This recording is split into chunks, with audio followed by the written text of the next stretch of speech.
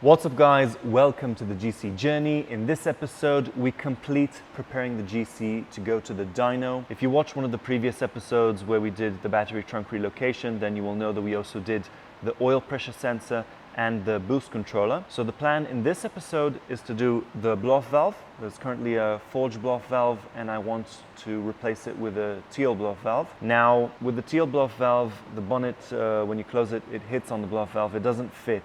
And I don't want to modify this bonnet since it's a factory bonnet, it's good condition. It's in good condition, so I don't want to modify it. So I got a carbon fiber bonnet, which I don't mind modifying. And also, compared to the steel bonnet, it's going to be a lot of weight savings in the front. Regardless, whatever we have time to do in this episode and whatever we don't, in any case, next episode we're going to the dyno. I don't want to postpone it anymore. I'm done. A few people asked me about the carbon fiber bonnet, so I'll quickly show you the bonnet and then we'll move on to the work itself. This is the carbon fiber bonnet I will be fitting to the car. Just wanted to show it to you before I go and throw it on there. Now, a few people have reached out to me on social media asking about this bonnet. So for those of you interested, it's manufactured locally. It can be bought through Special Performance, which I will link their Instagram either in the corner or in the description, or both. These bonnets are all carbon fiber, all layers of carbon fiber.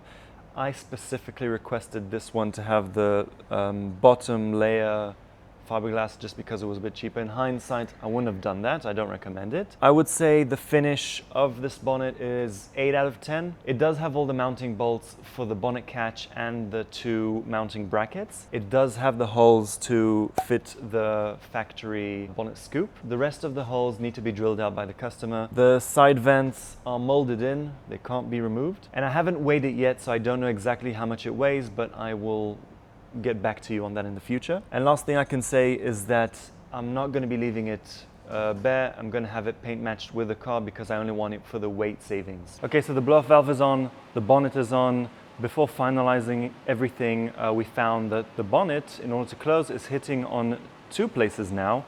One is the radiator and the other one is the blow-off valve. We marked out where they're making contact. We're now going to cut out the material required for the bonnet to close. So fingers crossed it will go smooth and we'll move on from there.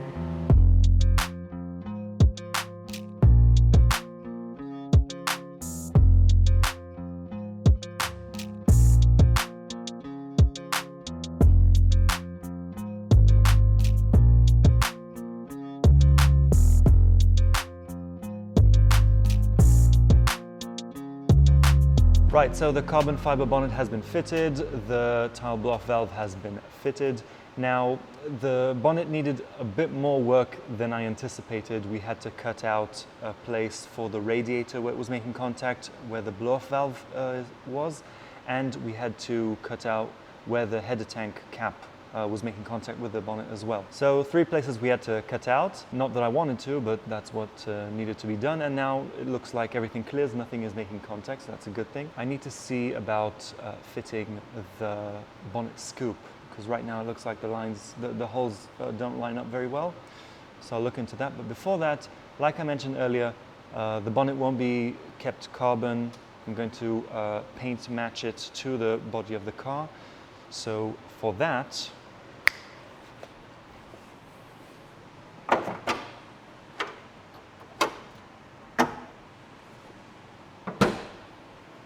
now, was it the best thing to do? Is it going to be to everyone's liking? Of course not, but it's what I wanted, and so it's blue now. Well then, that's all I have for you in this episode, so I apologize for that. Next episode, we're probably going to be going to the dyno.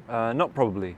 Next episode, we're going to the dyno. I would have loved to complete the list of things I wanted to do before I go chasing numbers. I haven't had time to work on the car in the past month, I would say. So all the things like plumbing the heater core and the fuse box relocation and everything, those are all things that I'm gonna have to, they're just gonna have to wait till after the dyno. So not a lot of progress overall, but some progress is better than none, and I'm happy that the engine bay is getting blacker. Ultimately, eventually, I'd like everything that can be black to be black. So again, sorry I haven't uploaded in a long time, and this is all I can bring you on this episode.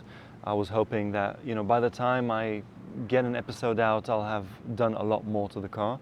but life. If you want to throw a guess how much power the car's going to make next episode, then post in the comments what you think this setup can squeeze out, and find out next episode if you were right. So I will be seeing you in the next episode, and we will see how much power the car makes. But other than that, thank you very much for watching, and I will see you in the next one.